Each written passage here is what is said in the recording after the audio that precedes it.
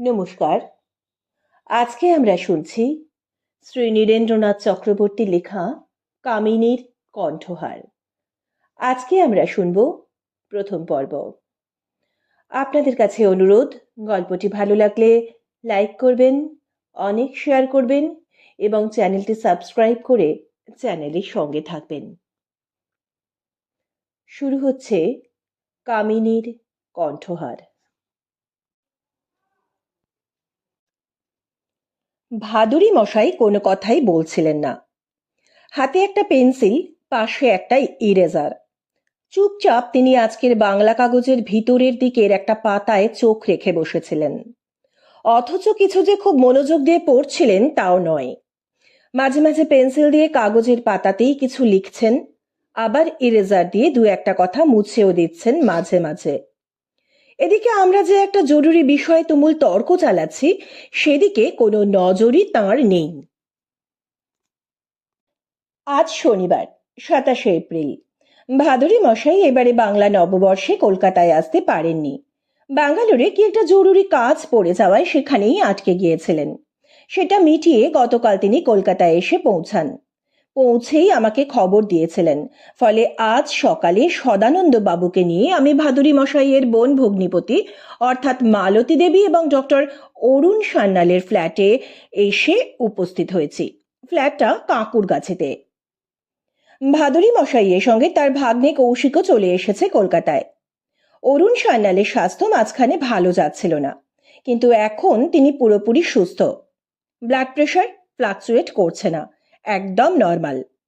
বিকেলের দিকে নিয়মিত চৌরঙ্গীর চেম্বারে বসছেন, রোগী দেখছেন আগের মতোই। আড্ডাও তাই জমজমাট। একটু আগে ক্রিকেট নিয়ে কথা হচ্ছিল। কৌশিক বলছিল, সৌরভ যখন বড় একটা রান পেয়েছে তখন আর দেখতে হবে না, সিরিজ আমরা জিতবই। শুনে অরুণ সান্যাল বললেন, তা না হয় জিতলি, কিন্তু ফুটবলের কথাটা ভুলে যাসনি। যাতে আমরা এশিয়া চ্যাম্পিয়ন ছিলুম তার স্ট্যান্ডার্ড তো এখন তলানিতে এসে ঠেকেছে। যে খেলা চুনি পিকে বলরামরা দেখিয়ে গেছে, তার নখের যুগে খেলাও কি আজকাল দেখতে পাস? কৌশিক বলল, বোস জেঠু সেই যে হাবলা বারুজ্যের গল্প বলেছিলেন, সেই যিনি। সদানন্দ বাবু ফুঁসে উঠে বললেন, গপ্প নয় হে ছোকরা, তার খেলা আমি নিজের চোখে দেখেছি। কিন্তু খেলার কথা থাক, এদিকে ফাইন্যান্স মিনিস্টার যে আমাদের ডুবিয়ে ছাড়লেন, সেটা ভেবে দেখেছ? কেন, তিনি আবার কি করলেন? আমি বললুম, কিছু ছাড় তো দিয়েছেন। ঘোড়ার ডিম দিয়েছেন, সদানন্দ বাবু বললেন। আমরা সিনিয়র সিটিজেনরা কি পেলুম? ভেবেছিলুম অন্তত আমাদের বয়সের কথা ভেবে সিনিয়র সিটিজেনদের জন্য কিছু ব্যবস্থা করবেন, আর কিছু না হোক ফিক্সড ডিপোজিটের সুদ খানিকটা বাড়িয়ে দেবেন। তা দিলেন কি? ঠিক আছে, ভোট আসুক, তখন ঠেলা বুঝবেন। অখন অরুণ সান্যাল হেসে বললেন, বোসদা, আপনি যে ভোটের কথা ভাবছেন তাতে ওকে দাঁড়াতে হয় না, উনি রাজ্যসভার মেম্বার। ঠিক কথা, আমি সেই জন্যই একটা দাবি তোলার কথা ভাবছি। আমি বললুম, দাবিটা কি? সদানন্দবাবু বললেন, খুবই সিম্পল ডিমান্ড। রাজ্যসভার মেম্বারকে ফাইন্যান্স মিনিস্টার করা চলবে না, তাকে লোকসভার মেম্বার হতে হবে, ইলেকশন ফেস করতে হবে। অরুণ সান্যাল বললেন, খুবই ন্যায্য দাবি। তো বোসদা, এই নিয়ে আপনি একটা চিঠি লিখে ফেলুন, খুব কড়া চিঠি, তারপর কাগজে সেটা ছাপিয়ে দিন। ওই হয়েছে মুশকিল। সদানন্দবাবু এতক্ষণ টকবক করে ফুটছিলেন, হঠাৎ চুপসে গিয়ে বললেন, লেখালেখি আমার আসে না। কিরণবাবু রাইটার মানুষ, এই কথাটা উনি যদি একটু গুছিয়ে গাছে লিখে দেন তো বেশ হয়। আমিও বেশি সই করে দেব অকন। তবে হ্যাঁ, চিঠিখানা বাংলায় লেখা চলবে না, ওটা ইংরেজিতে লেখা চাই। ইংরেজি কাগজে ছাপতে হবে, যাতে নিউ দিল্লির কর্তাদের চোখে পড়ে। চিঠি লেখার দায়িত্বটা যে কেন এত লোক থাকতে উনি বেছে বেছে আমার ঘাড়েই চাপিয়ে দিলেন, তা ঠিক বোধগম্য হলো না। তবে এটা ঠিকই বুঝলুম যে সদানন্দবাবু যখন একবার ব্যাপারটাকে ধরেছেন তখন নিস্তার পাওয়া শক্ত হবে। তাই তখনকার মতো রেহাই পাবার জন্য বললুম, ঠিক আছে ঠিক আছে, ও একটা ব্যবস্থা হয়ে যাবে খন। অরুণ সান্যাল বললেন, আমি একটা অন্য কথা ভাবছিলুম। কি ভাবছিলেন? ভাবছিলুম যে ফিক্সড ডিপোজিটের উপরে সুদ যখন আর বাড়ছেই না, বরং দিনে দিনে কমেই যাচ্ছে, তখন ব্যাংকের টাকা না রেখে কিছু জমি জমা কিনে রাখলে কেমন হয়? জমির দাম তো লাফিয়ে লাফিয়ে বাড়ছে, ওতে রিটার্ন অনেক বেশি। কি কথাটা ভুল বললুম? 16 আনার ওপরে 18 আনা ভুল বলেছেন, সদানন্দবাবু বললেন। জমি, ওতে তো ডাহা লোকসান। কেন এ কথা বলছেন কেন? বলছি আমার নিজের এক্সপিরিয়েন্সের কথা ভেবে, সদানন্দবাবু বললেন। আরে মশাই, জমি তো কিনবে, তারপর সেটা রক্ষা করবে কে? কেন, দারোয়ান রাখবো? সদানন্দবাবু তেতো গলায় বললেন। তবেই হয়েছে। তাহলে শুনুন আমার কি হয়েছিল। বছর 10 আগের কথা, সস্তায় পেয়ে বাঁশবেড়ের ওদিকে 1 বিঘে জমি কিনেছিলুম। দরোয়ানও রেখেছিলুম একটা। কাছেই হংসেশ্বরী দেবী আর রাধা মাধবের মন্দির, অতি পবিত্র জায়গা। ভেবেছিলুম যে কমলি তো বড় হচ্ছে, বছর কয়েক বাদে ওর বিয়ে দিতে হবে। তখন মেয়ে জামাইকে আমাদের শ্যালদার বাড়িতে বসিয়ে আমরা কর্তাগিন্নি গিয়ে বাঁশবেড়েতে একটা ছোট্ট মতন বাড়ি বানিয়ে নিয়ে সেখানেই থাকবো। কিন্তু তা আর হলো কোথায়? হলো না কেন? কি করে হবে? জমি কিনলুম, তার রেজিস্ট্রারি হলো, দরোয়ানও রেখেছিলুম একটা। লোকাল ম্যান, গাঁজাখোর বটে, তবে সবাই বলল ভেরি অনেস্ট। মাইনে ঠিক হলো মান্থলি 50 টাকা। তো বছরখানেক সেই টাকা তাকে পাঠিয়েছিলুমও। তারপর একদিন মিসেস বোসকে সঙ্গে নিয়ে সেখানে গিয়ে কি দেখলুম জানেন? কি দেখলেন? দেখলুম যে আমার জমিতে গোলপোস্ট বসিয়ে গাঁয়ের ছেলেরা ফুটবল খেলছে। জিজ্ঞেস করতে বললো ওটা ওদের খেলার মাঠ, এখন ফুটবল খেলছে, এরপরে শীত পড়লে ব্যাট বল খেলবে। তো ব্যাপার দেখেই যা বোঝবার আমি বুঝে গেলুম। কি বুঝলেন? বুঝলুম সর্বনাশ হয়েছে। থানায় যাননি? গেছলুম, কিন্তু দারোগা বাবু বললেন এখন ও জমির পজেশন পেতে হলে ল অ্যান্ড অর্ডার প্রবলেম দেখা দেবে, শান্তিভঙ্গ হবে। এইসব বলে একগাল হেসে দারোগা বাবু অ্যাডভাইস দিলেন, মিটিয়ে ফেলুন মশাই। তো কি আর করব, যে দামে কিনেছিলুম তার অর্ধেক টাকায় জমিটা ফের বেচে দিতে হলো। সান্যাল মশাই জমি কেনার কথা বলছিলেন তো, আমি বলি জমি না কিনে টাকাটা বরং জলে ফেলে দিন। দ্বিতীয় রাউন্ডের চা নিয়ে কাজের মেয়েটি ড্রয়িং রুমে ঢুকলো, সঙ্গে মালতী। সেন্টার টেবিলের ট্রেটা নামিয়ে রেখে কাজের মেয়েটিকে মালতী বলল, তুই এবারে হেসেলে গিয়ে ডালটা নামা, তারপর ভাতটা চাপিয়ে দে, আমি একটু বাদে যাচ্ছি।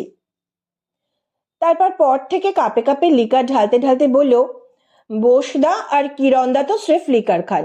কৌশিক, তুই তোর নিজের আর মামা বাবুর কাপে দুধ আর চিনি মিশিয়ে নে, তোর বাবার আর এখন চা খেয়ে দরকার নেই। বাড়তি 1 কাপ চা আছে বটে, তবে সেটা আমি খেয়ে নিচ্ছি। অরুণ সান্যাল কাতর কণ্ঠে বললেন, আমাকে দেবে না? কাল রাতে ঝড় বৃষ্টি হয়ে গেছে, সকালটা এখনো তেতে ওঠেনি। সম্ভবত সেই জন্যেই মালতীর মেজাজ মোটামুটি ঠান্ডা। চায়ের কাপটা অরুণের দিকে এগিয়ে দিয়ে বলল, যেই একটু সুস্থ হয়ে উঠেছ অমনি অনিয়ম শুরু করলে। কাল থেকে কিন্তু সকালে ওই 1 কাপই তোমার বরাদ্দ। তা কি নিয়ে কথা হচ্ছিল এতক্ষণ? কৌশিক বলল, অনেক কিছু নিয়ে। প্রথমে ক্রিকেট, তারপর ফুটবল, তারপর আমাদের কেন্দ্রীয় মন্ত্রী যশবন্ত সিনহার বাজেট, তারপর ল্যান্ডেড প্রপার্টি। বাবা বলছিলেন ব্যাংকে টাকা না রেখে জমি কেনাই ভালো। সাধে বলছিলুম। একটা চুমুক দিয়ে তার চায়ের কাপটা সোফার পাশে সাইড টেবিলে নামিয়ে রেখে অরুণ সান্যাল বললেন, ফিক্সড ডিপোজিটে সুদের হার তো ধাপে ধাপে কমছে। এই সেদিনও ছিল 13%, সেখান থেকে কমতে কমতে কোথায় নেমেছে দেখো। সদানন্দ বাবু বললেন, ডাক্তারবাবু তাই জমি কেনার কথা বলছেন, তাতে আমি বললুম অমন কাজটি করবেন না। জমি কিনেছেন কি মরেছেন? আরে মশাই, আপনার পাইক বরকন্দাজ আছে, লেটেল আছে, তা যখন নেই তখন জমিটা রক্ষে করবে কে? মালতী বলল, তার মানে? মানে ওতে সিম্পল। সদানন্দ বাবু একটা দীর্ঘশ্বাস মোচন করে বললেন, জমি তো আমিও কিনেছিলুম, কিন্তু রাখতে পারলুম কি, হাফ প্রাইসে বেচে দিতে হলো। না বেচে উপায় ছিল না, প্রায় বেহাত হয়ে গেছিল। ডাক্তারবাবুকে তাই বলছিলুম যে আমরা হচ্ছে নিধিরাম সর্দার, আমাদের না আছে ঢাল না আছে তরোয়াল, জমি রাখা কি আমাদের কম্ম? চলে বেজার মুখে মালতী বলল, সারাটা জীবন কি তাহলে ফ্ল্যাটেই থাকবো নাকি? সেই যতীন বাগচি রোডের ফ্ল্যাটে ছিলুম, আবার এই কাঁকুরগাছিতেও সেই 3 কামরার ফ্ল্যাট। কৌশিক বলল, সেটা কম হলো? জায়গার তো অভাব হচ্ছে না, দিব্যি কুলিয়ে যাচ্ছে। কি কুলোচ্ছে না? এখন কুলিয়ে যাচ্ছে, কিন্তু তোর তো বিয়ে হবে, তখন কুলোবে না। বুঝেছি, জমি কিনে বাড়ি করার প্ল্যানটা তাহলে তুমি বাবার মাথায় ঢুকিয়েছো। ঢুকিয়ে অন্যায় করেছি? সদানন্দ বাবু বললেন, ন্যায় অন্যায়ের কথা হচ্ছে না মিসেস সান্যাল, কথা হচ্ছে যা কিনবেন তা দখলে রাখতে পারবেন কিনা তাই নিয়ে। আমি বলি কি, জায়গা নিয়ে যখন ভাবছেন তখন বরং পাশের ফ্ল্যাটটাও কিনে ফেলুন। 7B ফ্ল্যাটটা, ওটা বিক্রি হবে নাকি? হবে। একগাল হেসে সদানন্দ বাবু বললেন, আজই সকালের কাগজে ক্লাসিফাইড কলামে বিজ্ঞাপন দেখলুম। এই একই ঠিকানা, বাড়ির নাম গগন বিহার, তার মানে এই একই বাড়ি। এদিকে আবার ফ্ল্যাটের নাম্বার 7B, তার মানে আপনাদের একেবারে পাশের ফ্ল্যাট। একবার কথা বলে দেখুন না, লেগে যেতে পারে। আমি বললুম, যদি ডিস্ট্রেস সেল হয়, ভদ্রলোকের যদি এখনই টাকার দরকার হয়, মানে দরকার তো হতেই পারে, ধার শোধ করার জন্যে, কি ধরুন এখানকার পাট তুলে গিয়ে অন্য কোথাও চলে যাবার জন্যে, তাহলে দাম নিয়ে হয়তো তেমন ঝুলোঝুলিও করবেন না, মোটামুটি একটা রিজনেবল অ্যামাউন্ট পেলেই ছেড়ে দেবেন। কিন্তু রিজনেবল প্রাইস মানেও তো বেশ কয়েক লাখের ধাক্কা, অরুণ সান্যাল বললেন। এই ধরুন 10-12 লাখ, তার কমে তো আর হচ্ছে না। তা সেটাই বা আমি এখন কোত্থেকে পাবো? মালতী বলল, ঠিক আছে, তোমাকে জমি কিনতে হবে না, ফ্ল্যাটও কিনতে হবে না, তার চাইতে বরং আমাকে কিছু টাকা দাও, আমি গোটাকায় গয়না কিনে রাখি। কৌশিক বলল, তুমি আবার গয়না দিয়ে কি করবে? ওরে বাবা, আমি নিজের জন্য কিনছি না, আজ না হোক কাল তো তুই বিয়ে করবি, তখন তোর বউকে দেব। ব্যাংকে টাকা রাখা চাইতে সে অনেক ভালো, সোনার দাম তো আর কমবে না, বাড়বে। যা বাজার পড়েছে তাতে গয়নাগাটি কেনাই দেখছি বুদ্ধিমানের কাজ। দাদা, তুমি কি বলো? মালতীর দাদা ভাদুরী মশাই এতক্ষণ একটিও কথা বলেননি। বাংলা কাগজখানার আড়ালে মুখ ঢেকে বসেছিলেন আর পেন্সিল দিয়ে মাঝে মাঝে কিছু লিখছিলেন। চাও খেয়ে নিয়েছিলেন নিঃশব্দে। এবারে হাতের কাগজ নামিয়ে বললেন, পেয়েছি। সদানন্দ বাবু হামলে পড়ে জিজ্ঞেস করলেন, কি পেলেন? যেটা দরকার ছিল সেটাই পেলুম, ভাদুরী মশাই বললেন। মালতী পাইয়ে দিল। মালতী তাজ্জব হয়ে গিয়েছিল, বলল, আমি আমি আবার কি পাইয়ে দিলুম? গয়নাগাটি। ভার্টিক্যালি যে শব্দটা নেমেছে তার শেষ অক্ষরটা হলো টি, তাই হরাইজন্টালি যে 5 অক্ষরের শব্দটা বসবে তারও শেষ অক্ষরটা টি হওয়া চাই। এদিকে সূত্র দেওয়া হয়েছে, অনেক মেয়েরই যা প্রিয়। ব্যাস, তোর মুখ থেকে বেরিয়েছিল বলেই গয়নাগাটি শব্দটা পেয়ে গেলুম, আর ছকও অমনি মিলে গেল। মিলে গেছে, ভালো কথা, মালতী বলল। তবে কিনা সূত্রটা নির্ভুল নয় দাদা। এ কথা বলছিস কেন? এই জন্যেই বলছি যে গয়নাগাটি শুধু মেয়েদের নয়, অনেক ছেলেরও প্রিয়। কেন, ছেলেরা আংটি পরে না, হার পরে না, অনেকে তো মাকড়িও পরে। ঠিক ঠিক, এককালে অঙ্গদও পরতো। অরুণ সান্যাল বললেন, অঙ্গদ, সেটা আবার কি বস্তু? হাতের গয়না, ভাদুরী মশাই বললেন। কনুইয়ের একটু উপরে ধারণ করতে হয়, সেকালে রাজা রাজরারা পরতেন, কালিদাসের যক্ষও পরত, মেঘদূতের মধ্যেই তার প্রমাণ রয়েছে। বিরহের ঠেলায় বেচারা এমন রোগা হয়ে গেছিল যে হাতের অঙ্গদ ঢল ঢলে হয়ে খসে পড়ে যায়। তাই? প্রশ্নটা সদানন্দ বাবুর। হ্যাঁ তাই, ভাদুরী মশাই বললেন। কালিদাস অন্তত সেই রকমই লিখেছেন। প্যারীমোহন সেনগুপ্তের তর্জমা পড়েননি? খসিয়া ভূমি পড়ে সোনার বালা পড়ে, নিটোল বাহু হলো এমনই ক্ষীণ। ওই সোনার বালাজোড়া আসলে বিরোহী যক্ষের অঙ্গদি। সদানন্দ বাবু বললেন, আমার দিদি শাশুড়িও অঙ্গদ পড়তেন, তবে তাঁর কেসটা একটু আলাদা। অরুণ সান্যাল বললেন, কিরকম? তিনি রোগা হননি, মোটা হয়ে গেছিলেন, ফলে অঙ্গদ তার মাংসের মধ্যে কেটে বসে গেছিল। শেষকালে শ্যাকরা রাখতে হয়, সে এসে কাতুরি দিয়ে সেই অঙ্গদ কেটে তা ধরুন আরো ইঞ্চিখানেক বাড়িয়ে দেয়। তবে কিনা আমার দিদি শাশুড়ি খুব দুধ ঘি ছানা খেতেন, তো এরপর থেকে সেসব বন্ধ হয়ে গেছিল। দাদা শাশুড় বলেছিলেন, ছি ছি, ফের যদি শ্যাকরা ডেকে গয়না সাইজ বাড়িয়ে নিতে হয় তো নাতি নাতনি নাত বউয়েরা হাসাহাসি করবে। মালতী মুখে আঁচল চাপা দিয়ে উঠে পড়েছিল, বলল, আমি এবারে ওদিকে যাই, দেখি রান্না কদ্দূর এগোলো। হাসতে হাসতে সে ঘর থেকে বেরিয়ে গেল। আমি বললুম, কিন্তু একটা কথা যে বুঝতে পারছি না ভাদুরী মশাই। কি কথা?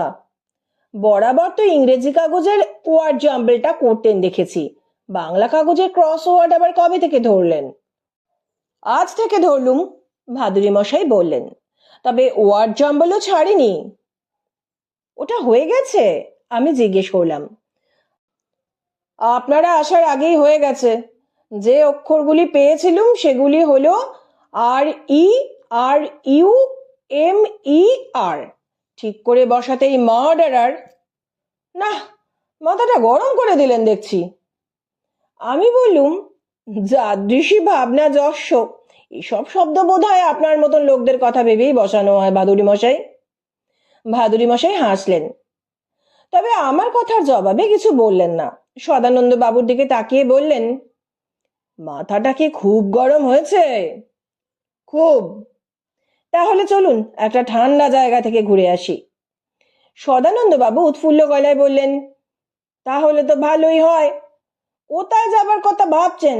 দার্জিলিং, কাশিয়ং, শিলং? না, ডুন্ডা ভ্যালি, ভাদুরী মশাই বললেন। হিমালয়ের কোলে, এখন যাকে উত্তরাঞ্চল বলে সেই জায়গায়। আমার এক বন্ধু থাকেন, তিনি যেতে লিখেছেন। ভাবছি আজ তো 27, মঙ্গলবার 30 তারিখে রওনা হব। আপনারা যাবেন? যাব, আমি বললুম, কিন্তু কিসের জন্যে? স্রেফ বেড়ানো? আমার কথায় একটু সন্দেহের ছোঁয়া ছিল। ভাদুরী মশাই সেটা বুঝতে পেরে হেসে বললেন, ঢেঁকি স্বর্গে গেলেও ধান ভানে, বেড়াবো তো বটেই, তবে কিনা একটু কাজও আছে। আজ 2রা মে, বৃহস্পতিবার। হাত ঘড়িতে দেখছি রাত এখন 11টা। আমি আর সদানন্দবাবু একই ঘরে আছি। সদানন্দবাবু ঘুমিয়ে পড়েছেন, আমার ঘুম আসছে না। টেবিল ল্যাম্প জেলে গত 2 দিনের কথা লিখে রাখছি, নইলে পরে হয়তো ভুলে যাব। 30শে এপ্রিল মঙ্গলবার ইন্ডিয়ান এয়ারলাইন্সের সকালের ফ্লাইটে দিল্লি আসি। গ্রেটার কৈলাসের বিকাশ বিশ্বাস আমার অতি স্নেহের পাত্র, অনেক দিনের বন্ধুও বটে। কলকাতা থেকে রওনা হওয়ার আগের দিন ফোনে তাকে আমাদের দিল্লি যাওয়ার কথা জানিয়ে রেখেছিলাম ঠিকই, তবে তাই বলে সে যে গাড়ি নিয়ে এয়ারপোর্টে চলে আসবে তা ভাবিনি। বিকাশ ধরে বসলো যে তার বাড়িতেই উঠতে হবে। তা অবশ্য ওঠা হলো না। চিত্তরঞ্জন পার্কের কালীবাড়ির লাগোয়া যে একটা চমৎকার গেস্ট হাউস হালে বানানো হয়েছে, ভাদুরী মশাই আগে থাকতেই সেখানে 2টো ঘর বুক করে রেখেছিলেন, ফলে সেখানেই উঠতে হয়। বিকাশ অবশ্য সেখানে পৌঁছে দেয় আমাদের। যেমন কালীবাড়ি তেমন বাগান তেমনই লন, দেখলে চোখ জুড়িয়ে যায়। বৈশাখ মাস, কড়া রোদ্দুর, অথচ লনের ঘাস এতটুকু হলদে হয়ে যায়নি। বোঝা যায় মেনটেন্যান্সে কোথাও এতটুকু ত্রুটি নেই। সদানন্দবাবু তো বলেই ফেললেন যে পারলে তিনি তার বাদবাকি জীবনটা এখানেই কাটিয়ে দিতেন। এ তো স্বর্গরাজ্য মশাই। এই কথাটা অবশ্য কাল বিকেলে হরিদ্বারে ও ঋষিকেশেও তিনি বলেছেন। আবার আজ দুপুরে নরেন্দ্রনগরে ও বিকেল বেলায় ডুন্ডা ভ্যালিতে পৌঁছেও তিনি রিপিট করেছেন। এখন আবার আগের কথায় ফিরে যাই। গ্রেটার কৈলাস থেকে চিত্তরঞ্জন পার্কের দূরত্ব নেহাতি সামান্য। সন্ধেবেলায় বিকাশ আমাদের তাই তার গ্রেটার কৈলাসের বাড়িতে টেনে নিয়ে যায়। তারপর রাতের খাওয়া খাইয়ে সেই আবার আমাদের ফিরিয়ে দিয়ে যায় কালীবাড়ির গেস্ট হাউসে। ইতিমধ্যে ঋষিকেশ যাওয়ার ট্যাক্সির ব্যবস্থাও করে রাখা হয়েছিল। 30শে এপ্রিল রাতটা আমরা চিত্তরঞ্জন পার্কে কাটাই। পরদিন সকালে সেখানেই স্নান আর ব্রেকফাস্ট করি। তারপর গেস্ট হাউসের বিল মিটিয়ে কালীবাড়ির টিলা থেকে নিচের রাস্তায় নেমে দেখি ট্যাক্সি এসে গেছে। ট্যাক্সিওয়ালার নাম ইন্দারলাল, বয়স 25-30-এর বেশি হবে না। হরিয়ানার হাট্টাকাট্টা জোয়ান যুবক, সেই গাড়ির মালিক, চালকও সেই। ইন্দারলালের মেজাজটাও ভালো, নইলে কি আর গাড়ি চালাতে চালাতে এমন গুনগুন করে গান গায়? এইখানে একটা কথা বলে রাখি, ইন্দোরের সঙ্গে চুক্তি হয়েছে যে যতদিন না আমরা দিল্লি ফিরছি ইন্দারও ততদিন আমাদের সঙ্গেই থাকবে। তা 7ই মের আগে তো আমরা দিল্লি ফিরে কলকাতার প্লেন ধরছি না। সেই কটা দিন ইন্দার যদি আমাদের কাজে বহাল থাকে তো ভালোই, কাছাকাছি কয়েকটা জায়গা থেকে একটু ঘুরে আসা যাবে। যা বলছিলাম, দিল্লিতে খুচরো কয়েকটা কাজ সেরে নিয়ে আমরা ঋষিকেশের পথে রওনা দিলাম। এই রাস্তায় আমি আগেও দুবার এসেছি, একবার ভাদুরী মশাইয়ের সঙ্গে, একবার একা। মোদিনগর, মুজফ্ফরনগর, রুরকি ইত্যাদি সব জায়গা পার হয়ে হরিদ্বার পৌঁছতে পৌঁছতে দুপুর গড়িয়ে যায়। সেখানে দুপুরের খাওয়া দাওয়া সেরে নিই।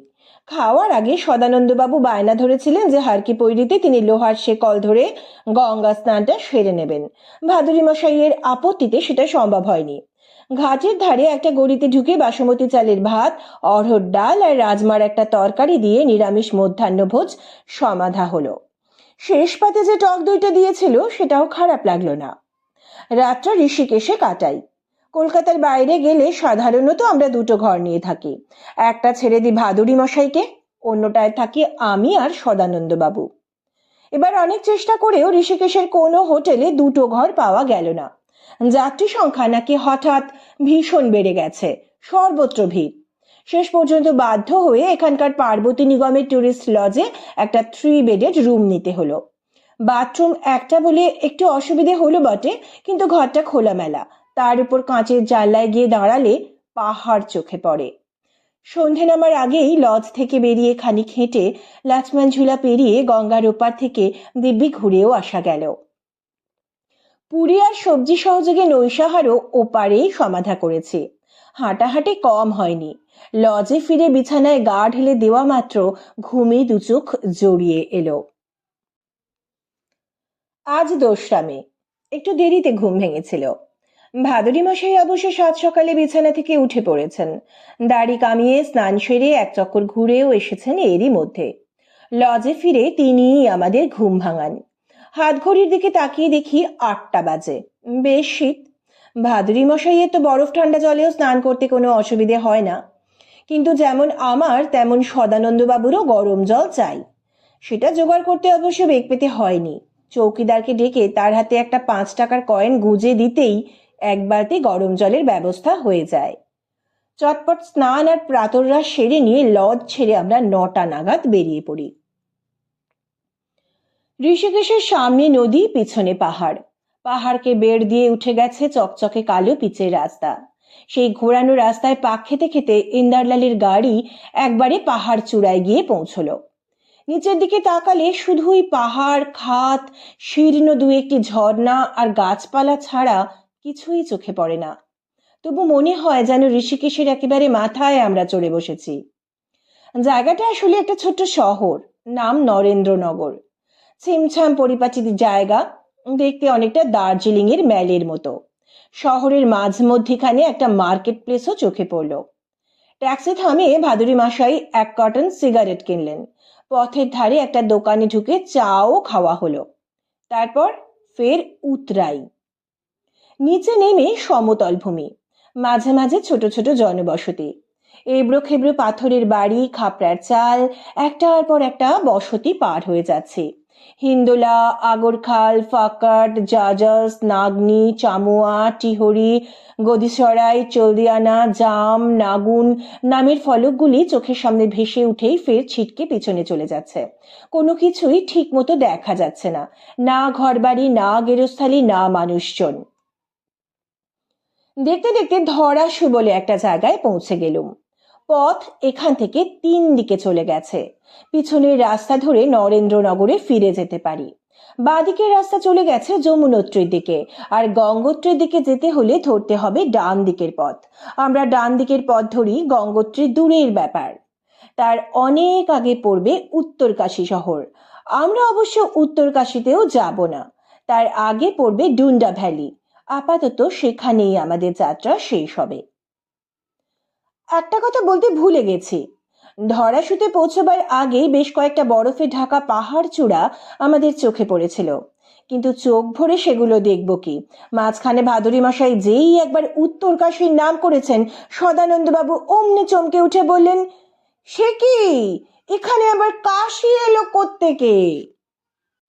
ভাদুরী মশাই হেসে বললেন, কাশি কি আর একটা?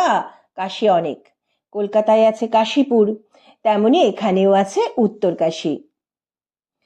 যেমন ধরুন শ্রীনগর, আমি বললুম, ওটা কাশ্মীরেও আছে, আবার হরিদ্বার থেকে বদ্রীনাথে যাবার পথেও আছে।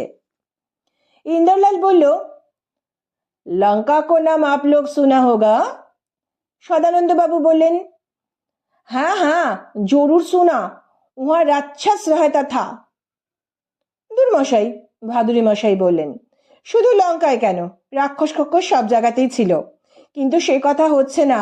কথা হচ্ছে লঙ্কায় কি মাত্র একটা নাকি? ইন্দরলাল বলল, ও ভি দুটো হয়। অন্তত দুটো, ভাদুরী মশাই বললেন। তার মধ্যে একটার কথা তো আমরা সবাই জানি, ওই মানে কলম্বো যার রাজধানী, আর আমাদের সত্যেন দত্ত যাকে নিয়ে কবিতা লিখেছিলেন, ওই সিন্ধুর টিপ সিংহল দ্বীপ কাঞ্চনময় দেশ। সদানন্দ বাবু বললেন, ঠিক আছে ঠিক আছে, ওটার কথা সবাই জানে, অন্যটা কোথায়? এই রাস্তা দিয়ে গঙ্গোত্রী যাবার পথে পড়বে। আমি বললুম, সেখানে চড়াই উতরাই ঠেঙিয়ে বেশ খানিকটা গিয়ে ভৈরব ঘাটে পৌঁছতে হবে, স্রেফ হাঁটা পথ। ভাদুরী মশাই বললেন, আপনি ও পথে শেষ কবে গেছিলেন? 70-এর দশকে, 1975-এ টু বি প্রিসাইজ। তখন হাঁটতে হতো, এখন বোধহয় লঙ্কাতে ব্রিজ হয়ে গেছে। সরাসরি ওখান থেকে গাড়িতে করেই ভৈরব ঘাট হয়ে গঙ্গোত্রী চলে যাওয়া যায়। সদানন্দবাবু এতক্ষণে একটা মজার মন্তব্য করলেন, বললেন, তার মানে সেই লঙ্কার মতন এই লঙ্কাতেও একদিনে সেতু বন্ধন হয়ে গেছে। হওয়াই সম্ভব। আরে বাঁ দিকে দেখুন দেখুন। এতক্ষণ ডান দিকে তাকিয়েছিলাম, চোখ সেদিক থেকে ফেরানো যাচ্ছিল না। কি করে ফেরাবো? অনেক সৌভাগ্য করে জন্মালে তবেই এমন একটা নদী দেখা যায়। পাথরে ভরা খাতের উপর দিয়ে নাচতে নাচতে চলেছে স্বচ্ছ জলধারা, প্রচন্ড স্রোত, ওর মধ্যে পড়লে হাতিও নিমেষে ভেসে যাবে। অপলক চোখে সেই জলধারাকেই দেখছিল বাবি। ভাদুরী মশাইয়ের কথায় চমক ভাঙল। বাদিকে তাকিয়ে আর এক চমক, হিমালয় একেবারে কাছে চলে এসেছে, আর তারই ঢালে পরপর ফুটে উঠেছে বাড়ি ঘরের ছবি। ভাদুরী মশাই বললেন, কেমন দেখছেন? বললুম, এই পথ দিয়ে আগেও তো গিয়েছি, কিন্তু যতদূর মনে পড়ছে তখন এত বাড়িঘর ছিল না। হ্যাঁ, এখন অনেক বেড়ে গেছে, যাওয়াই স্বাভাবিক। অনেকেই একটু নিরিবিলি শান্তিতে জীবন কাটাতে চায়, তো তারা ঠিকই খবর পেয়ে যায়। কারা থাকে এখানে? Mostly retired army officers. কি সদানন্দ বাবু, থাকতে ইচ্ছে হয় এখানে? সদানন্দ বাবু বললেন, জায়গাটার নাম কি? ডুন্ডা ভ্যালি। ভাদুরী মশাই বললেন, কয়েকটা দিন এখানেই থাকবো। ইন্দরলাল, সামনের বাদিকে যে রাস্তাটা গেছে ওখানেই গাড়ি ঘুরিয়ে ভিতরে ঢোকো। ভ্যালিটা আদ্যন্ত পাঁচিল দিয়ে ঘেরা, উঁচু পাঁচিল, তার উপরে কাঁটা তার। গেটটা ফুটবারও চওড়া। গেট দিয়ে ভেতরে ঢুকেই কিন্তু বাধা পেতে হলো। দেখলুম চুঙ্গি কর আদায় করার জন্যে হাইওয়ের এ মুড়ো থেকে ও মুড়ো অবধি যেমন কাঠের ডান্ডা দিয়ে রাস্তা আটকে রাখা হয়, এখানেও ঠিক সেই রকমেরই ব্যবস্থা। ট্যাক্সি থামাতেই গেটের একদিকের সেন্ট্রি বক্স থেকে খাকি প্যান্ট আর সাদা শার্ট পরা একটি লোক বেরিয়ে এসে আমাদের গাড়ির পাশে দাঁড়ালো। হিন্দিতে জিজ্ঞেস করলো আমরা কার সঙ্গে দেখা করতে চাই। ভাদুরী মশাইও ইতিমধ্যে গাড়ি থেকে বেরিয়ে এসেছিলেন। তিনি তার বন্ধুর নাম বলতেই যে আমরা ছাড়া পেলুম তা নয়। শান্ত্রী তার পকেট থেকে একটা সেলফোন বার করে ডায়াল ঘুরিয়ে কারো সঙ্গে কিছু কথা বলল। তারপর ওদিক থেকে জবাব শুনে বলল, যাইয়ে 13 নাম্বার কোঠি। রাস্তা থেকে ভাদুরী মশাই আবার গাড়িতে উঠে পড়লেন। কাঠের ডান্ডা উপরে উঠে গেল। বাড়ি খুঁজতেও বেগ পেতে হলো না, কেননা খানিক এগোতেই চোখে পড়ল যে এক ভদ্র মহিলা তার বাড়ির সামনে লনে দাঁড়িয়ে রুমাল নাড়ছেন। অনুমান করে নিতে অসুবিধে হলো না যে গেট থেকে শান্তিটি একেই ফোন করেছিল, তা নইলে আর বাড়ি থেকে বেরিয়ে এসে আমাদের জন্য ইনি অপেক্ষা করবেন কেন। আমরা সবাই গাড়ি থেকে নেমে পড়েছিলাম। ভাদুরী মশাই এগিয়ে গিয়ে ভদ্রমহিলার 2 কাঁধ ধরে ঝাঁকুনি দিয়ে বললেন, আমি আমার কথা রেখেছি কামিনী, কেমন আছো? ভদ্রমহিলা হেসে বললেন, কেমন দেখছেন? 10 বছর বাদে দেখছি বলে মনেই হচ্ছে না। As pretty as ever. এসো আমার বন্ধুদের সঙ্গে তোমার পরিচয় করিয়ে দিই। ভাদুরী মশাই আমাদের সঙ্গে ভদ্রমহিলার পরিচয় করিয়ে দিলেন। নাম তো একটু আগেই শুনেছি, ভদ্রমহিলার পদবিটাও এবারে জানা গেল, রাসেল। এর স্বামী বার্ট্রাম রাসেল অবশ্য সাহেব নন, হিমাচল প্রদেশের মানুষ, আর্মিতে ডাক্তার ছিলেন, রিটায়ার করে এখানে জমি কিনে বাংলো বানিয়ে নিয়েছেন। বার্টে কোথায়? ভাদুরী মশাই বললেন। তাকে দেখছে না কেন?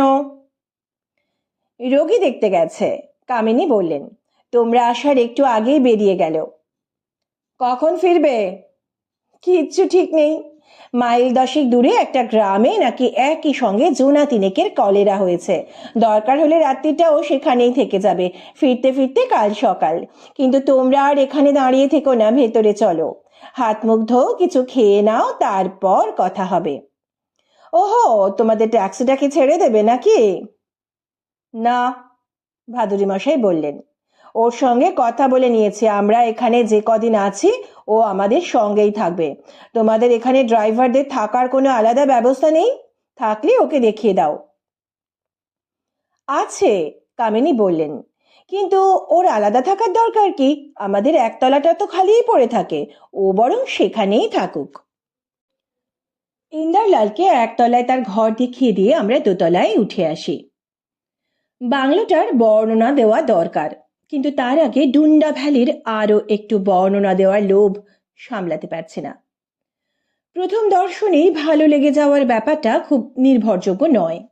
এটা যেমন মানুষের সম্পর্কে, তেমন সবকিছু সম্পর্কেই সত্য।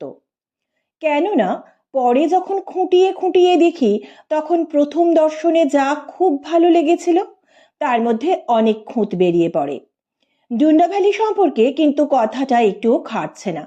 জায়গাটাকে যে সেই 1975 সালে প্রথম দেখেছিলুম সে তো আগেই বলেছি, সেটা ছিল ঝলক দর্শনের ব্যাপার। শিয়রে পাহাড়, সামনে বইছে স্বচ্ছতোয়া ভাগীরথী, গোমুখ থেকে নেমে আসা পার্বত্য যে নদীর জল সমতল ভূমির গঙ্গার মতো ঘোলাটে গেরুয়া নয়, কাকচক্ষুর মতো নির্মল। তার উপরে আবার তখন বিকেলবেলা, উপত্যকার বাড়িগুলোর টালির ছাতের উপরে পড়েছে পড়ন্ত সূর্যের লাল আভা। সে এক অত্যাশ্চর্য রূপময় দৃশ্য। মনে হচ্ছিল আমি যেন এক অন্য জগতে এসে পৌঁছেছি। পূর্বজন্মের অনেক সুকৃতির ফলেই এমন একটা দৃশ্য দেখার সৌভাগ্য আমার হলো। সেই ভালো লাগার ব্যাপারটা কিন্তু এবারেও কমতি হলো না। ডুন্ডা ভ্যালিতে তখন ছিল মাত্র গুটি 25-30 বাড়ি, সবই বাংলো প্যাটার্নের, দোতলা বাড়ি, সামনে লন। জায়গাটা তখন পাঁচিল দিয়ে ঘেরা ছিল না, এখন পাঁচিল উঠেছে। বাংলোর সংখ্যাও তা প্রায় 100-150 হবে। উঁচু, ভিতরে উপরে হাত পা ছড়ানো বাংলো। প্রতিটি বাংলোর সামনে সেই আগের মতোই লন আর বাগান। লনের ঘাস মসৃণ ভাবে ছাঁটা, বাগান দেখলেও বোঝা যায় যে যত্নে কোনো ত্রুটি নেই। সেই পাহাড় আর সেই নদীও ইতিমধ্যে হাপিস হয়ে যায়নি। না, সেবারে যাকে অত ভালো লেগেছিল এবারেই বা তাকে তবে খারাপ লাগবে কেন? বাংলোর সংখ্যা ইতিমধ্যে বেড়েছে বটে, কিন্তু এই উপত্যকার রূপের বাহার তাতে কিছু মাত্র কমেনি। আমরা ইটের বাড়ি দেখতে অভ্যস্ত, এখানে সবই পাথরের বাড়ি। রাসেলদের বাড়িটিও তাই। একতলার মেঝে মোজাইক করা, দোতলার মেঝে পালিশ করা কাঠের, সিঁড়িও কাঠের, টালির ছাদ, জানলা সবই কাচের। একতলায় বড় বড় দুটি ঘর, প্রথমটি ড্রয়িং রুম, তারই একদিক থেকে চওড়া কাঠের ধাপের সিঁড়ি দোতলায় উঠে গেছে। একতলার দ্বিতীয় ঘরটি লাইব্রেরি, অধিকাংশ বই হয় পাহাড় কিংবা ভ্রমণ সংক্রান্ত। নামজাদা শিল্পীদের বেশ কিছু অ্যালবাম ও কিছু রান্নার বইও চোখে পড়ল। তারই মধ্যে হঠাৎ শরৎচন্দ্র ও রবীন্দ্রনাথের এক এক সেট রচনাবলী দেখে চমকে যাই। কারণটা পরে বুঝতে পেরেছি। কামিনীর বাবা গুজরাটি হলেও মা ছিলেন বাঙালি। ও দুটি সেট সম্ভবত তাঁরই। একতলার পিছন দিকে কিচেন ও ডাইনিং রুম, দোতলায় পাশাপাশি তিনটি বেডরুম, গেস্ট রুমটি পিছন দিকে।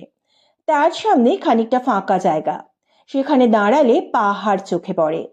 ফাঁকা জায়গাটুকুতে বড় বড় কয়েকটি টব, তার থেকে গুটিকয় লতানে ফুল গাছ ছাতে উঠে গেছে। বাড়ির পূব দিকে খাঁজ কাটা টালি বসানো ড্রাইভ, ড্রাইভের শেষে গ্যারাজ, গ্যারাজটিও দোতলা। ড্রাইভার দোতলায় থাকে। মূল বাড়ির দোতলায় যে তিনটি বেডরুমের কথা বলেছি তার শেষেরটি ছেড়ে দেওয়া হয়েছে ভাদুরী মশাইকে। আমি আর সদানন্দ বাবু গেস্ট রুমটির দখল নিয়েছি। ইন্দারলাল জায়গা পেয়েছে গ্যারাজের উপরকার ঘরে। কামিনীদের গাড়ি আছে, সেটা ওরা কর্তাগিনী দুজনেই চালান। এখনো ড্রাইভার রাখেননি। রাখলে একতলার ড্রয়িং রুমে একপাশে ইন্দারলালের জন্য একটা বিছানার ব্যবস্থা করতে হতো। ভাদুরী মশাই যে এখানে শুধুই বেড়াতে আসেননি, কিছু কাজও যে তার আছে তা জানি, কিন্তু কাজটা কি তা জানি না। আর লিখতে পাচ্ছি না, রাত প্রায় 1টা বাজে, এবার শুয়ে পড়ব। কলকাতার তুলনায় সূর্যাস্ত এখানে অনেক দেরিতে হয়, আবার তেমনি সূর্যদেব এখানে ঘুম থেকে ওঠেনও অনেক দেরিতে।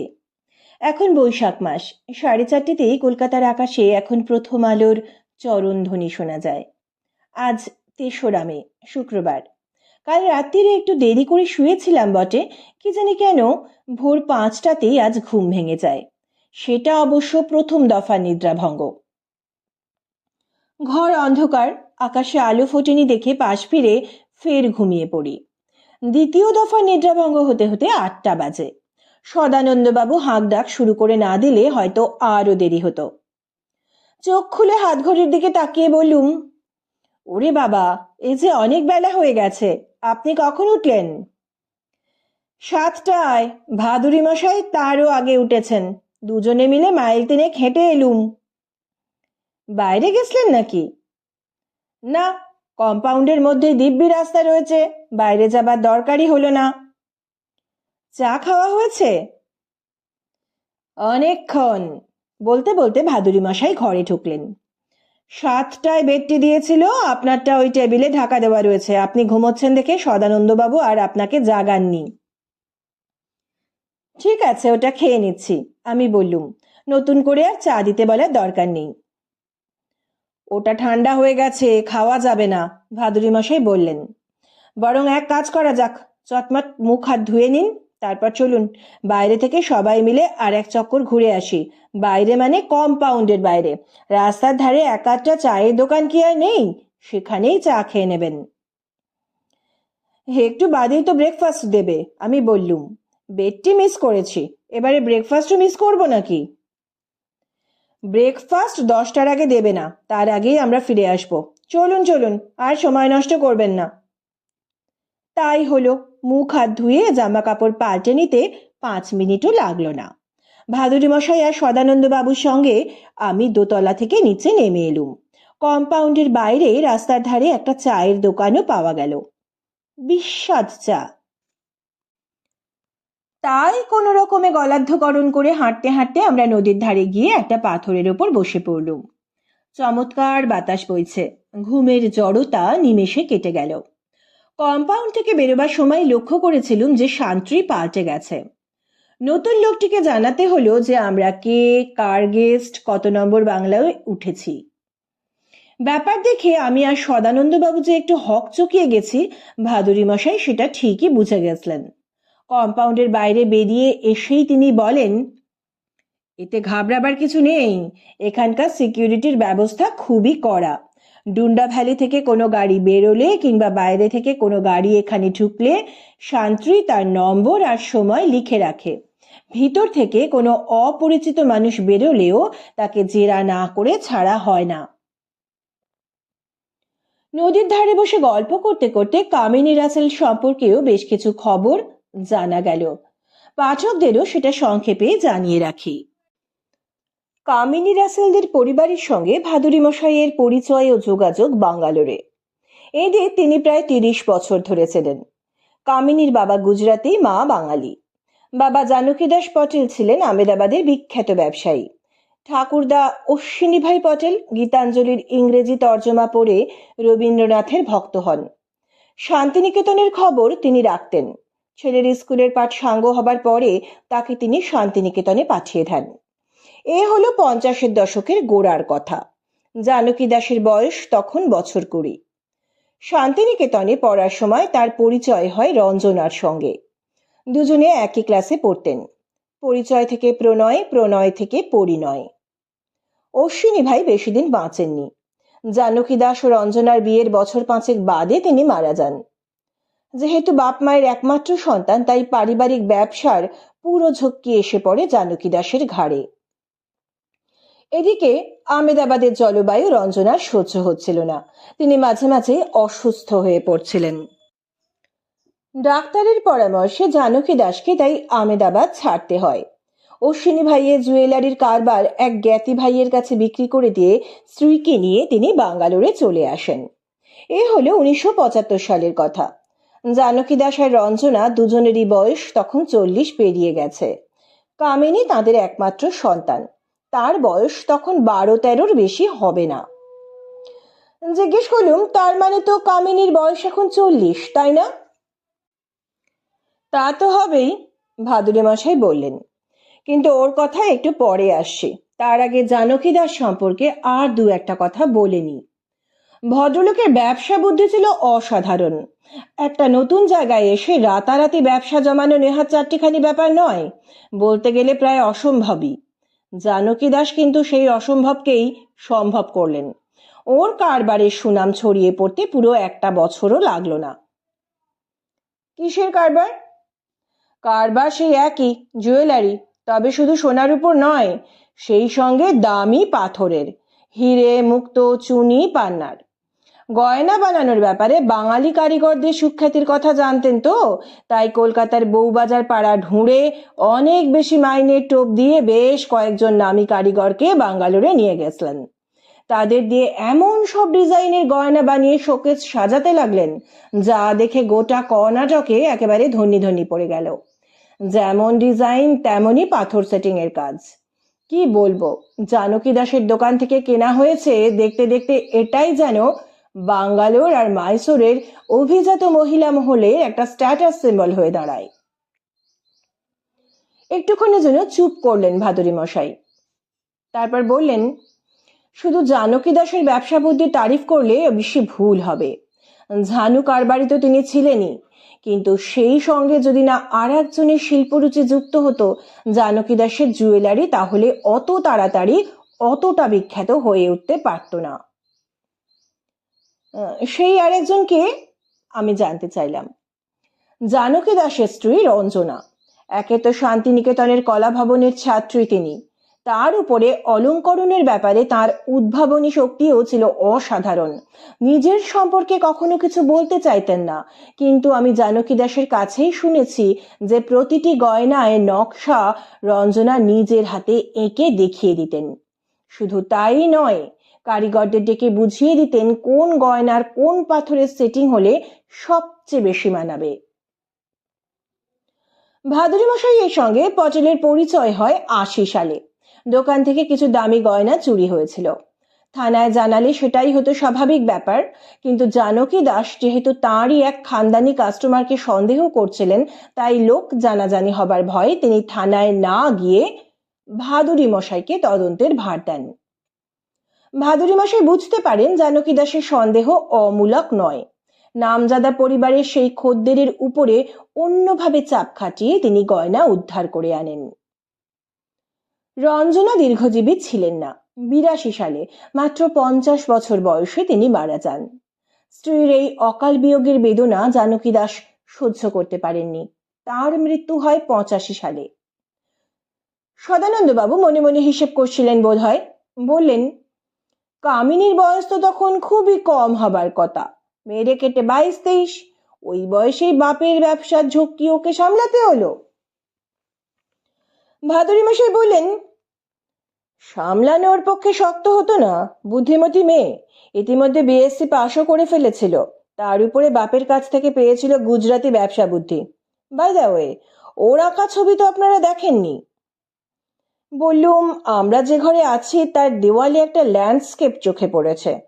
ওটা কার আঁকা? কামিনীর। ভাদুরী মশাই বললেন, ওটা অল্প বয়সের আঁকা। মাইসোরের আর্ট এক্সিবিশনে ওটা গোল্ড মেডেল পেয়েছিল। পরে ওর আঁকার ধাঁচ পাল্টে যায়। নিচের লাইব্রেরি রুমে ওর খান 3-4 অয়েল টাঙানো আছে, পরে দেখে নেবেন। তার মানে মায়ের কাছ থেকেও যে কিছু পায়নি তা নয়। তা তো বটেই, কিন্তু যা বলছিলুম, বাপের কারবারের ঝক্কি সামলানো ও মেয়ের পক্ষে কিছুমাত্র শক্ত হতো না, যদি অবশ্য সেদিকে ওর মন থাকতো। কিন্তু সেটাই যে নেই। মন তাহলে কোন দিকে? শুধুই ছবি আঁকার দিকে? তাহলেও তো হতো। ভাদুরী মশাই বললেন, সেক্ষেত্রে ভাবা যেত যে ঠিক আছে, ছবি আঁকার ওপরেই নির্ভর করছে ওর অস্তিত্ব। ও ছবি আঁকতেই জন্মেছে, তাই আঁকুক।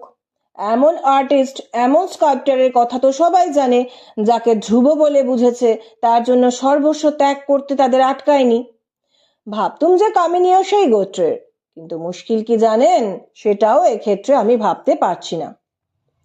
কেন পারছেন না? এই জন্যে পারছি না যে ছবি আঁকা ও ছেড়ে দিয়েছে। আসলে ও খেয়ালি মানুষ, এক এক সময় এক একটা খেয়াল ওর মাথায় চাপে। যখন যেটা চাপে তখন তাই নিয়েই ও মশগুল। যখন কলেজে পড়তো তখন ছবি আঁকতে আঁকতে ও ছেড়ে দেয়। তারপরে ধরে তবলা। Can you imagine? Of all things তবলা, যা কিনা মেয়েরা বাজায় না। সেটা ওকে জানাতে ও কি বললো জানেন? বলল সেই জন্যই বাজাবো। তারপর তবলা ছেড়ে ধরলো সরোদ, সেটাও যথারীতি ছাড়লো। ওই যে বললুম, সবই ওর খেয়াল। তার মধ্যে আবার মাঝে মাঝেই যেটা চাগার দেয় সেটাকে ঠিক খেয়ালও বলতে পারছি না, আসলে সেটা ঘোর বদ খেয়াল। তার মানে?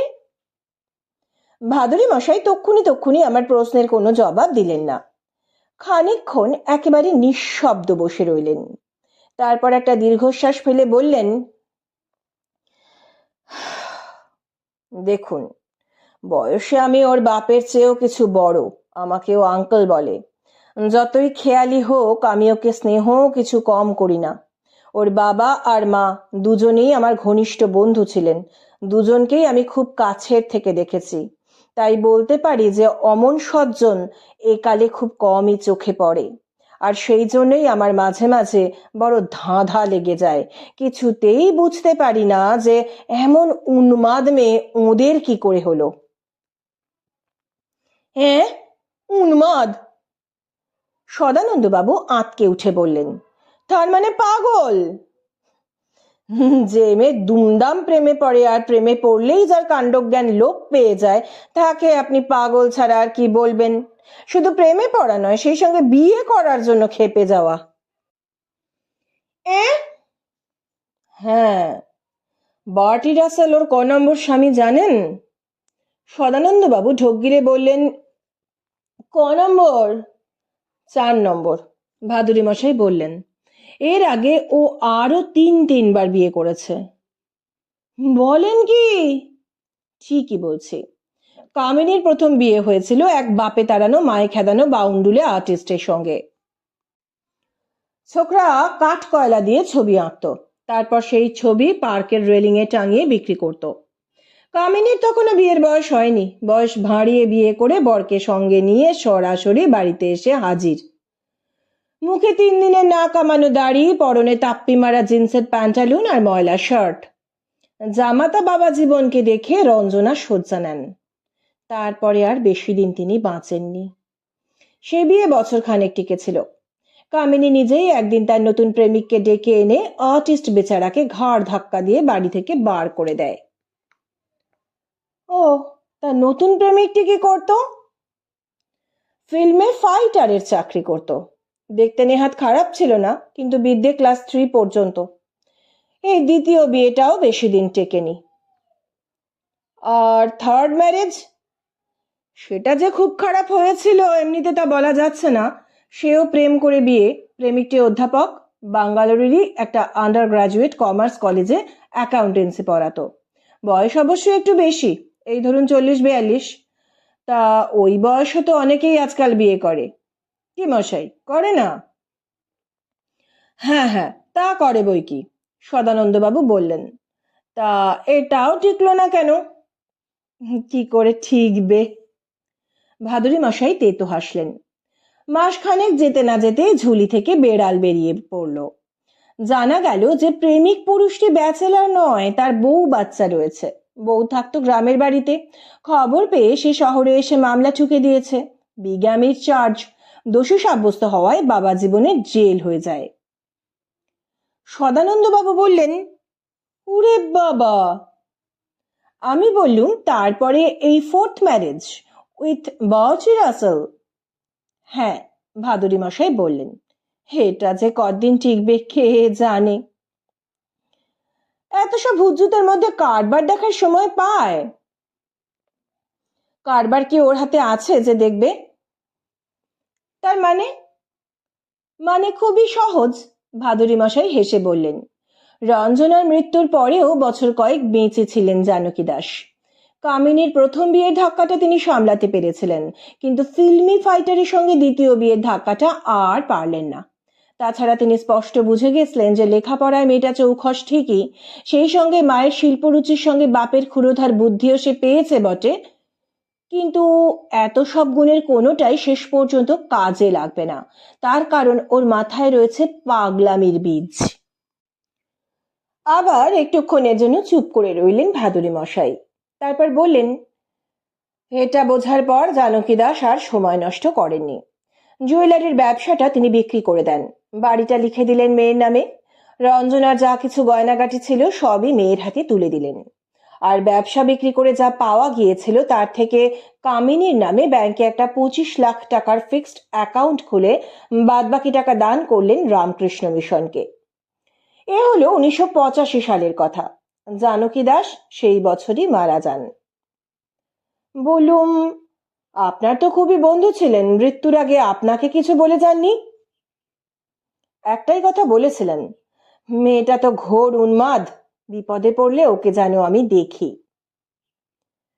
বাপের মৃত্যুর পরেও মেয়ে শোধরায়নি? কোথায় আর শোধরালো।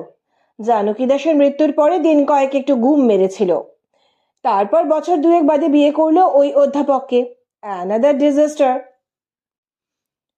তা সে বিয়ে তো বিগামির চার্জে আদালতে নাকচ হয়ে গেল। তারপর? তারপর কি হলো? তারপর 5 বছর বাদে এই বিয়ে। এটা হলো 92-তে। বটিরও আগে একটা বিয়ে হয়েছিল, সেটা টেকেনি। আর্মির ডাক্তার, বয়স এখন বছর 50, আর্লি রিটায়ারমেন্ট নিয়ে এখানে এসেছে। এ বিয়েও প্রেম করে হয়েছিল? না, খবরের কাগজের ম্যাট্রিমোনিয়াল কলামের বিজ্ঞাপন দেখে। এটা টিকবে তো? ভাদুরী মশাই হাসলেন। 10টা বছর যখন টিকে গেছে তখন বোধহয় চট করে আর ভাঙবে না। ওহো, একটা মজার কথাই বলা হয়নি।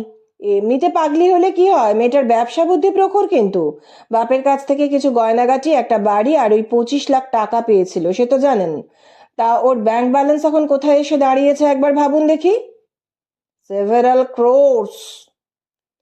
বটে? হ্যাঁ, স্রেফ শেয়ার কেনা বেচা করে। ভাবা যায়? শুনলুম, শুনে কয়েকবার কয়েক ঢোক গিললুম। তারপর বললুম, আসল কথাটাই জিজ্ঞেস করা হয়নি। আপনি এখানে যে কাজে এসেছেন, মনে হচ্ছে সেটা কামিনীরই কাজ। ওই আপনাকে এখানে ডেকে এনেছে। তা কাজটা কি? সেই একই কাজ। ভাদুরী মশাই হেসে বললেন, ওর বাপের দোকানের গয়নাগাটি উদ্ধার করে দিয়েছিলুম, এবারে ওর একটা দামি গয়না উদ্ধার করে দিতে হবে।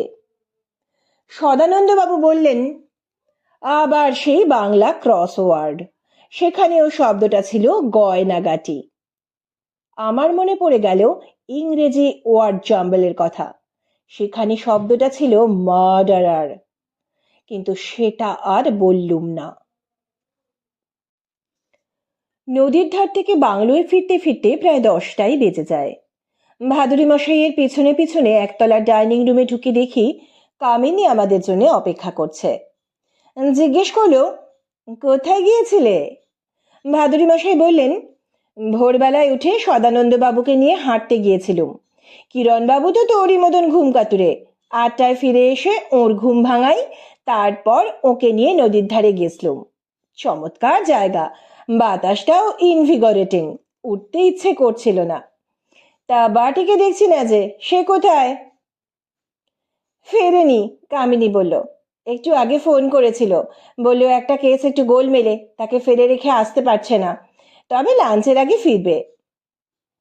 ব্রেকফাস্ট কোথায় করবে?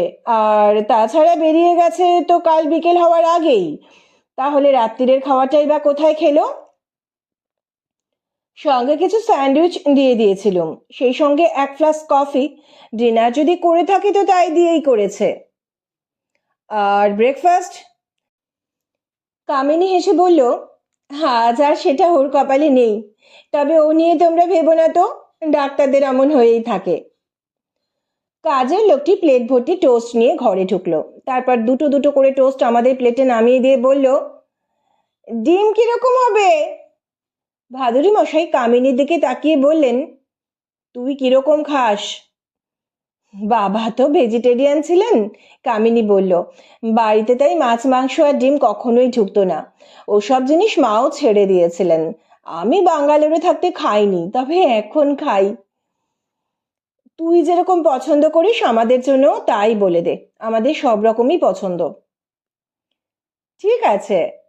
কাজের লোকটির দিকে তাকিয়ে কামিনী বলল, প্লেন অমলেট, তবে হ্যাঁ পেঁয়াজ দিও না, আর কুচনো কাঁচা লঙ্কা একটু বেশি করে দিও। ডাইনিং রুমের পাশেই কিচেন, মালকিনের কাছ থেকে অর্ডার নিয়ে কাজের লোকটি কিচেনে চলে গেল। ভাদুরী মশাই বললেন, তোর গয়নাটার কথা কাল শোনাই হলো না, আজ শুনবো, মানে গয়নাটা যে চুরি হয়েছে। ওটা তো চুরি হয়নি, চুরির কথা আবার কখন বললুম? তাহলে? ভাদুরী মশাইকে একটু বিভ্রান্ত দেখালো। তাহলে তুই কি বলেছিলি? এক্ষুনি বলবো, ইন ডিটেলস? না থাক। এক মুহূর্ত ভেবে নিয়ে ভাদুরী মশাই বললেন, চা খেয়ে উপরে যাই, তখন শুনবো।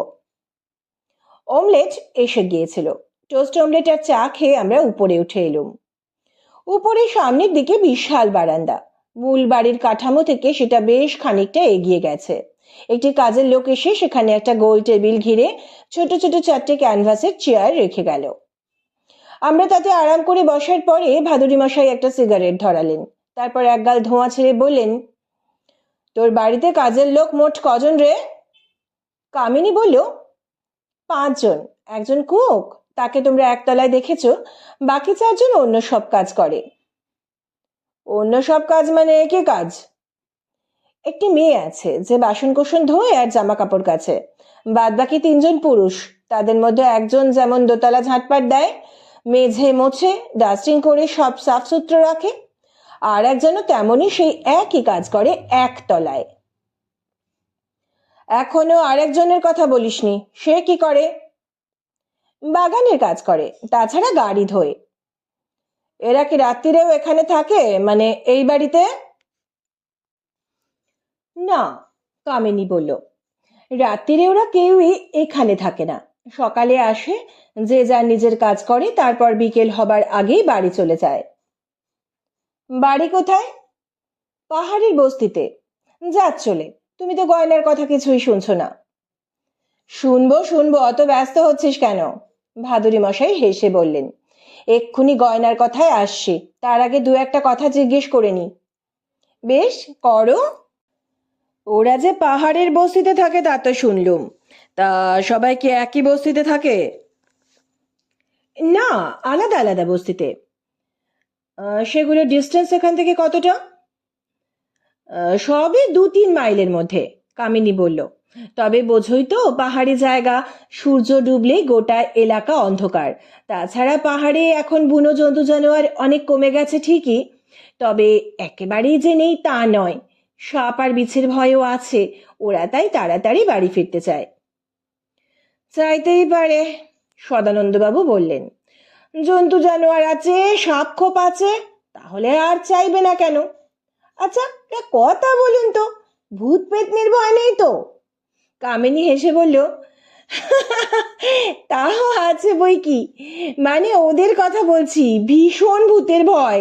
বিশেষ করে ওই যে মেয়েটার কথা বললুম, লক্ষ্মী, বাসন মাজার কাপড় চোপড় কাচার কাজ করে, তার যে কি ভীষণ ভূতের ভয় সে আর কি বলবো। ভাদুরী মশাই বললেন, ওরা তো বিকেল না হতেই বাড়ি চলে যায়। বাড়িও কি আর নিত্যি 30 দিন বাড়িতে থাকে? ডাক্তার মানুষ, রাত্রির দিকে কল এলে তাকেও নিশ্চয়ই বাড়ি থেকে বেরিয়ে পড়তে হয়। রাত্রে আর বাড়ি ফিরতে পারে না, এই যেমন কাল রাত্রিরে ফেরেনি। তখন তোর ভয় করে না? কিসের ভয়? কামিনী একেবারে হো হো করে হেসে উঠল। ভূতে? ধূত, আমি ভূতে বিশ্বাস করি নাকি? ভূত নাই থাক, চোর ডাকাত তো আছে, নাকি তাও নেই? তা থাকবে না কেন? তবে ডুন্ডা ভ্যালির এই হাউজিং কমপ্লেক্সে চোর ডাকাতের ভয়ও নেই আঙ্কেল। এখানকার পাহারা ভীষণ কড়া। সেটা আমরা এরই মধ্যে বুঝেছি, ভাদুরী মশাই বললেন। তবু এত বড় একটা বাড়িতে একা থাকতে একটু অস্বস্তি হওয়াই তো স্বাভাবিক। কাজের মেয়েটাকে তো মাঝে মধ্যে থাকতে বলতে পারিস। ওর নিজের সংসার আছে না, আর তাছাড়া লক্ষ্মী থাকলেই বা লাভ কি? বরং অর্জুন, আই মিন আমাদের কুক, ওই যে লোকটি তোমাদের ব্রেকফাস্ট সার্ভ করলো, সে থাকলে লাভ হতো। তাহলে আর রাত্রিরে খাবারটা নিত্যি নিত্যি আমাকে গরম করে নিতে হতো না। অর্জুনকে তো তোদের বাঙ্গালোরের বাড়িতেও দেখেছি। দেখতেই পারো, ও বাবার আমলের লোক। বাঙ্গালোরে তো তুমি মাঝে মাঝে আমাদের বাড়িতে আসতে, মুখটা মনে রেখেছো দেখছি। ভাদুরী মশাই বললেন, আমি সবকিছুই মনে রাখি, কিন্তু সে কথা হচ্ছে না। অর্জুন তাহলে বাঙ্গালোরের লোক নয়? না, বাঙ্গালোরে গিয়েছিল কাজের ধান্দায়। আসলে ও গাড়োয়ালি। বার্টির সঙ্গে আমার বিয়ে হবার পর খুশি হয়েই আমার সঙ্গে এখানে চলে এসেছে। কিন্তু তোরা তো প্রথমে একটা বছর উত্তরকাশীতে ছিলি, অথচ অর্জুনের বাড়ি এখানকার পাহাড়ি বস্তিতে। তখন তাহলে রোজ রোজ বাড়িতে ফিরতে পারতো না? না, কামিনী বলল। তখন সপ্তাহে একদিন রবিবার বাড়ি আসতো, আবার সোমবার সকালে বাস ধরে চলে যেত উত্তরকাশী। পরে ওই আমাদের খবর দেয় যে ডুন্ডা ভ্যালির কলোনিতে জমি পাওয়া যাচ্ছে। শুনে আমরা এখানকার কলোনির কর্তাদের সঙ্গে যোগাযোগ করে জমি কিনে বাড়ি বানাই। বার্টি আর্মির ডাক্তার ছিল, তাই জমি পেতে অসুবিধে হয়নি। তাতে যেমন তোদের তেমন অর্জুনেরও লাভ হলো, কি বলিস? তা তো হলোই, ও এখন রোজই বাড়ি ফিরতে পারে। এরা সবাই, মানে তোদের এই বাড়িতে যারা কাজ করে, সবাই বিশ্বাসযোগ্য লোক। বিশ্বাস করার মতন তো কখনো কিছু দেখিনি। একটুক্ষণ চুপ করে রইলেন ভাদুরী মশাই, একটা সিগারেট ধরালেন। দেশলাইয়ে জ্বলন্ত কাঠিটাকে শূন্যে বাটুই সজোরে নেড়ে নেভালেন।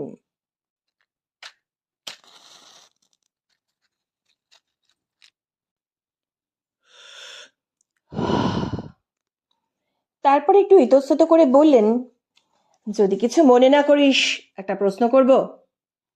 কামিনী হেসে বলল, বেশ তো, করো। বাড়ির রোজগারপত্র কেমন? ভালোই, কামিনী বলল। আর্মি থেকে আর্লি রিটায়ারমেন্ট নিয়েছিল ঠিকই, কিন্তু পেনশনটা নেহাত খারাপ পায় না। তাছাড়া ডাক্তারি তো আর ছেড়ে দেয়নি। তাহলে তাতেও কিছু আসে কেমন? যতটা আসতে পারতো তার শিকিরও শিখিয়ে আসে না। কেন? ওর রুগী দেখার ফি কত জানো? কত? পার ভিজিট 2 টাকা। বলে এখানকার লোকজন বড় গরিব, এর বেশি দেবে কোত্থেকে? তাহলে ওই 2 টাকাই বা নেয় কেন? ওর তরফে তারও একটা জবাব আছে। কামিনী হাসলো।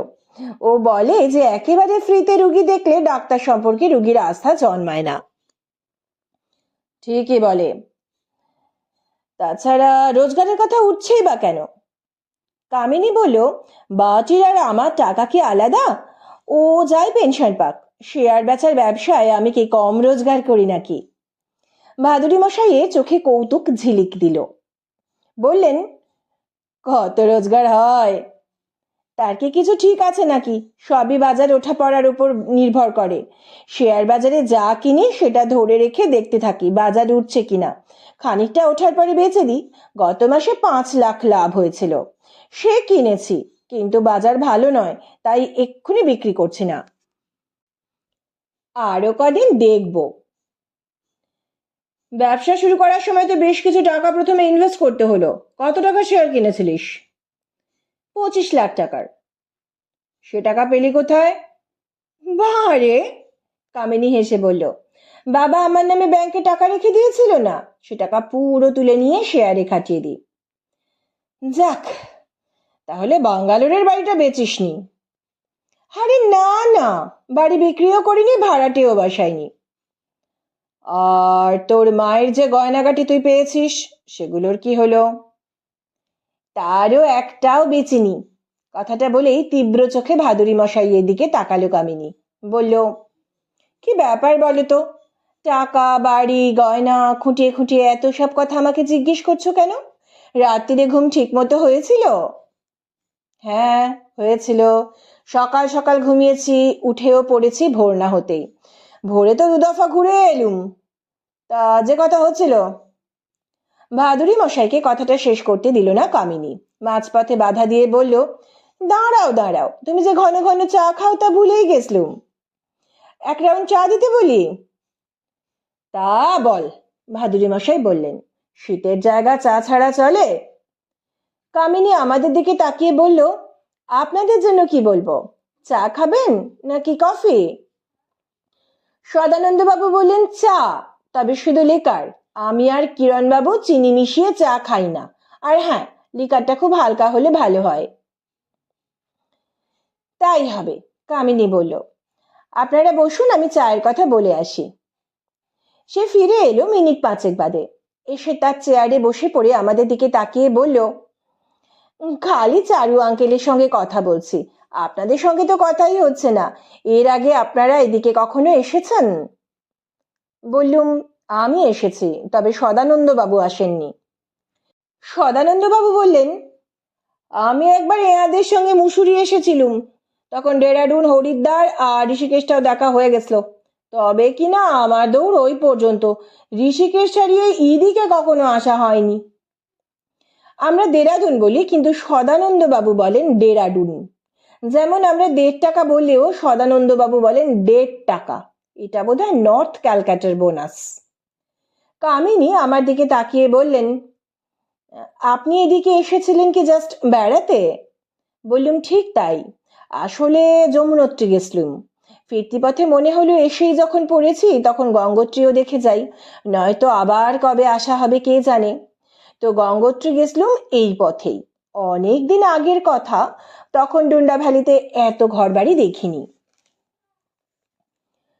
তখন এত ঘরবাড়ি ছিলই না, তাহলে আর দেখবেন কোত্থেকে?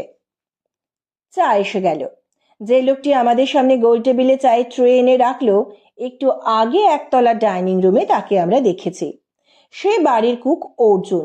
লোকটির বয়স মনে হলো বছর 60, তবে এক মাথা পাকা চুল ছাড়া শরীরে কোথাও বয়সের ছাপ তাতে স্পষ্ট হয়ে ফোটেনি। চামড়া কুঁচকোয়নি, হাঁটা চলার ভঙ্গিটিও সতেজ। কামিনী বলল, এদের চিনতে পেরেছো অর্জুন? ভাদুরী সাপকে চিনেছি। অর্জুন মৃদু হেসে বলল, বাঙ্গালোরে বড়বাবুর কাছে আসতেন, তবে এদের চিনলাম না। এরা আঙ্কেলের বন্ধু, বেড়াতে এসেছেন, দিন কয়েক থাকবেন। তা তুমি কেন চা নিয়ে এলে? যোগীশ্বরকে পাঠিয়ে দিলেই তো হতো। ওর ঘর ঝাঁট দেওয়া আর মোছার কাজ তো শেষ হয়ে গেছে, বসেছিল, তাই বাট না বাটতে লাগিয়ে দিয়ে চাটা নিজেই নিয়ে এলাম। এরা লাঞ্চে কি খাবেন? তোমরা যা খাও তাই খাবো, ভাদুরী মশাই বললেন, বেশি কিছু করতে যেও না। আপনারা বাঙালি, আপনাদের মাছ চাই, অর্জুন বলল। আমি কিন্তু আজ মাছ পাইনি, মিট আছে, কি আইটেম করব? কামিনী বলল, ডাল, ভাত, সবজি আর মিট কারি। ও হ্যাঁ, খানকয় চাপাটিও করো। ডাক্তারবাবু তো ভাত খান না, তার চাপাটি চাই। অর্জুন ঘর থেকে বেরিয়ে গেল।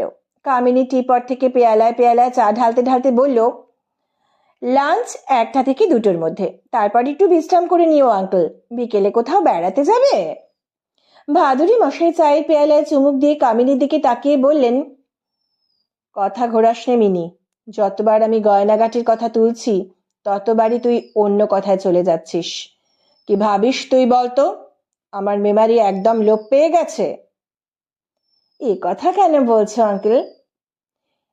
এই জন্যেই বলছি যে আমার স্পষ্ট মনে আছে কলকাতায় ফোন করে তুই আমাকে জানিয়েছিলি যে তোর একটা দামি গয়না চুরি হয়েছে, অথচ আজ বললি ওটা তো চুরি হয়নি। কি ব্যাপার বলতো? চুরি যদি নাই হবে তো ফোনে আমাকে চুরির কথা বলেছিলি কেন? তক্ষুনি প্রশ্নটার কোনো জবাব দিল না কামিনী। মুখ নিচু করে চায়ের পেয়ালায় চামচ নাড়তে লাগলো। কিছুক্ষণ অপেক্ষা করে ভাদুরী মশাই ফের সেই একই প্রশ্ন করলেন, কেন কেন বলেছিলে? মুখ না তুলে স্খলিত গলায় কামিনী বলল, বলতে হয়েছিল। তার মানে? এতক্ষণে মুখ তুলল কামিনী, বলল, না বলে উপায় ছিল না। তারই বা মানে কি? ভাদুরী মশাই বললেন, একটা জিনিস চুরি হয়নি অথচ সেটা চুরি হয়েছে না বলে তোর উপায় ছিল না, এর কোনো মানে হয়? হয়। অস্ফুট গলায় কামিনী বলল, তোমাকে যখন ফোন করি বাটি তখন আমার পাশেই দাঁড়িয়েছিল যে, তাই গয়নার ব্যাপারে তাকে যে বলেছিলুম তোমাকেও তাই বলতে হলো। ওকেই বা তোর মিথ্যে কথা বলতে হয়েছিল কেন? ভাদুরী মশাই বললেন, না না, অস্বস্তির কিছু নেই। আমাকে যা বলা যায় তা এদের দুজনের সামনেও স্বচ্ছন্দে বলতে পারিস। সব খুলে বল, কিচ্ছু লুকোস না। শেষ হলো কামিনীর কণ্ঠহারের প্রথম পর্ব। আপনাদের মূল্যবান মতামত জানিয়ে চ্যানেলকে সমৃদ্ধ করবেন। সুস্থ থাকবেন, ভালো থাকবেন। নমস্কার।